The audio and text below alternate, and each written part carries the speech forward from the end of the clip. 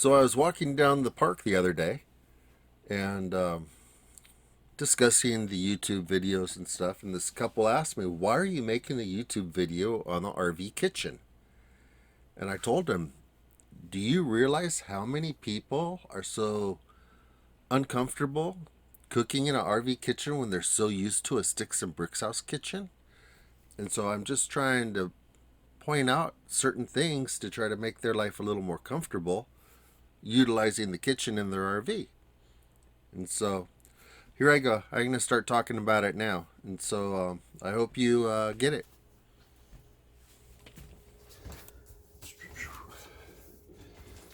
Hi, how you doing? I'm Greg. I am the creator of this video, or of Good Old RVing. And this series is on the kitchen. And everything in the kitchen, the refrigerator, the stove, the microwave, the circuit breakers even. All your extra appliances you may or may not have. Coffee makers, ice makers, Instant Pots, crock pots, rice makers, you name it. And so, yeah, I'm doing the video on everything that has to do with the kitchen. And so that's what I'm here to do.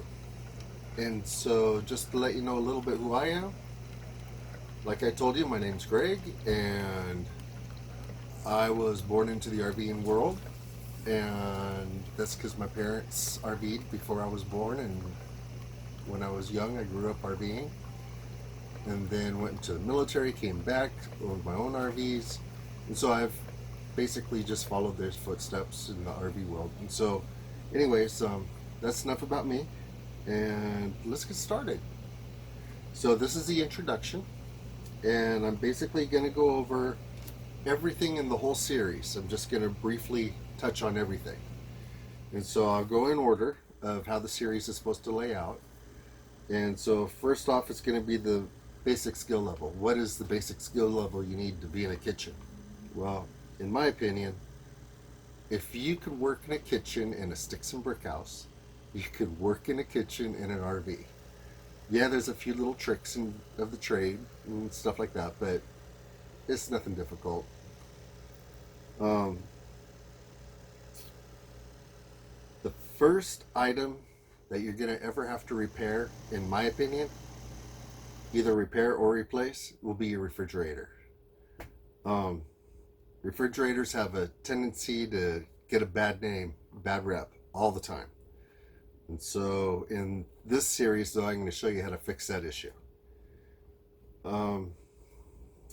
Let me talk about the circuit breakers and switches and propane. And so let me get up and show you.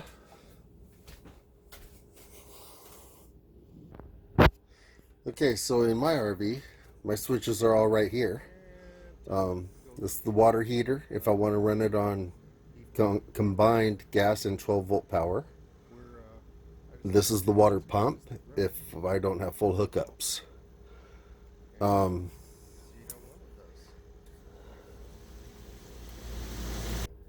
This that says kitchen, that's just the lights. That's all that is. Don't get these mixed up because it's not hard to do. This and this goes together. Water pump and water heater and heated holding tanks. Notice there's no switch though. And so that's that. These are our slide outs. As you see, I got them all labeled there. That's the awning, extend, retract. Since I'm here, this is our wine cooler, and just kind of show you, we put a little bit of stuff on there to keep the bottles from cracking against each other. These are our wine glasses right here. I put them on trays. These are tumblers, and so I put those on trays. I'm still working on it. Okay, now what we're here for, circuit breaker box. You need to know this because if you're using additional appliances, very possible you're going to throw a circuit breaker. And so on mine, GFI, That's the ground fault interrupt circuit. And so even if it's raining hard outside and it gets in the electrical socket on the side of your RV, it could trip this circuit breaker. Well, and if it don't trip this, it should trip the GFI, which is actually in the bathroom. Okay, right here, the next item, I believe that's the refrigerator right there. And so that's 15 amp circuit breaker. Okay, then you got the microwave. Then you got kitchen air conditioner. That's the fireplace. That's the washer and dryer. Okay, so that's what we got. Then over here on the other side, all the 12 volt stuff. You see all the fuses, the blue, green, all those fuses there. 90% is all lights. You'll be concerned with the kitchen stuff right over here in the front. Or it might be in a different location. Just read the tag so you get familiar with it. So as soon as you're operating your crock pot and decide you want to use the blender, and your wife's drying her hair, and then you hear pop and everything stops working. You might not even hear the pop, just everything will stop working. And you'll be like, what the heck's going on? Well, 10 to 1, you just blew the circuit breaker. So, let me get back over here. Okay, so now that you know a little bit about that, let me fill you in on a few other things. Okay, basic tools and parts. First of all, the most parts you'll probably be needing are fuses, if you blow a fuse, and that's very rare. Special tools, you know, if I forget something, or if I don't name something that you think that should have been named, put it in the comments so we could share it with everybody. Because the only special tool I could think of right now is the lighters to light the stove, or the oven, I mean, if you don't have an electric start oven. And so that, or if you have a really, really, really old school refrigerator, to light the pilot on that. Other than that, I can't really think of any special tools in the kitchen. Now there are some basic tools like hand wrenches, square tip screwdriver, vice grips, definitely Teflon tape if you have to take apart a gas line or something. Speaking of gas, you'll need the spray to check for leaks. Do not use anything that has ammonia in it. Ammonia and propane don't get along. Wire cutters, crimpers, multimeter, and spare fuses. Those are the basic things I could think of right now. There might be others, but those are the basic ones. If you plan on doing a lot of modifications like I did for the refrigerator, there's another handful of tools that you'd probably need. But if you're interested in doing that, let me know, because I'll actually post an entire video of exactly how I put mine together, as far as the fan on the outside and the temperature sender switch that turns on and off the fan.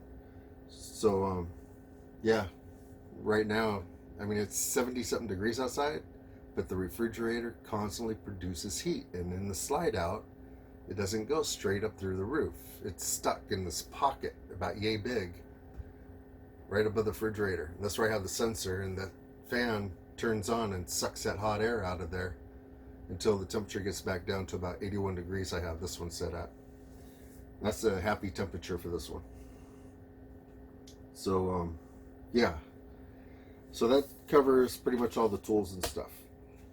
Now with the rest of it, I'll be talking, and I might throw up a picture or another picture, and we'll just briefly go over everything, and so you can see everything that we're going to discuss in the kitchen. And we're going to start with the stove and the oven. And so the stove and oven are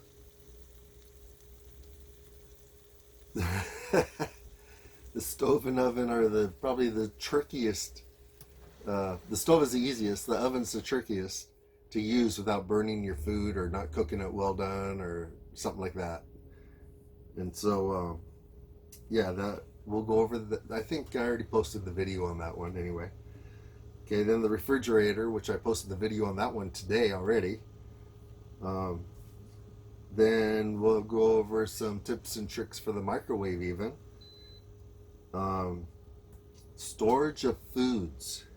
Storage of foods.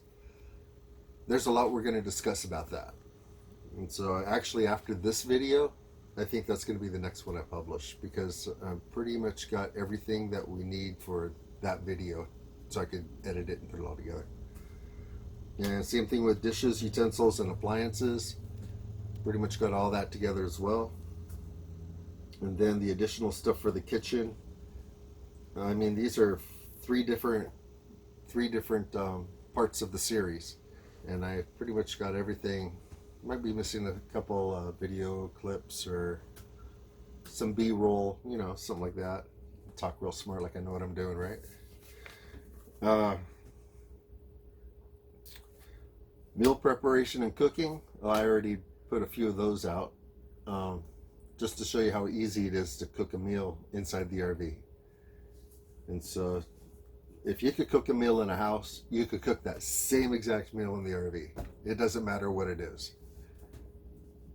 And then at the very end of all of these subjects, I'll do a video for a completion of the entire kitchen, an overview, and if anybody asked any questions along the way, even if I've already answered them when you posted them on the video that they're pertaining to, I'll still go over them again at the very end. And yeah, that's pretty much the introduction. If you have any questions, would like me to go over anything extra that I have not put out yet, or even if I put it out and you would like to see more details on a certain part of it, let me know, and I'll do what I can to put that out as well. And so, RV kitchen. Some people have real tiny RV kitchens. Some people have decent RV kitchens, and other people have real big RV kitchens. And so there's a variety, a big variety of the RVs and the size of their kitchens, and what you think or think you cannot do in that kitchen. I want you to remember two things. The kitchen might have a counter space 12 by 12, but you still got the kitchen table, okay? That's part of the kitchen. It's called a kitchen table or a dining room table. You could call it either way, but it's still part of the kitchen in my book. And so there's some workspace right there if you need it. And remember, you're also in an RV. RV means camping. You could always prepare your food outside on the picnic table. And so there's other options. You don't have to have a big counter space to prepare your food. You can prepare it just about anywhere, then bring it in and cook it, or just cook it on the barbecue. Your choice. Or one of your many different appliances. And so that's pretty much what I got. Gosh, I didn't think it was going to be this quick. Yeah, I think that's it. Okay. Well, I hope you enjoy this series on the kitchen, and I hope you get something out of it, because I'm going to go over a lot of different little tricks and tips and stuff that I use, and I might even mention some that I know that other people use and I haven't gotten around to it, or I don't need it. See the smoke rising. So this is smokeless grill. So let me turn that portion on. Call it a day with that statement, huh? Okay, have a great day. I'll see you on the other side.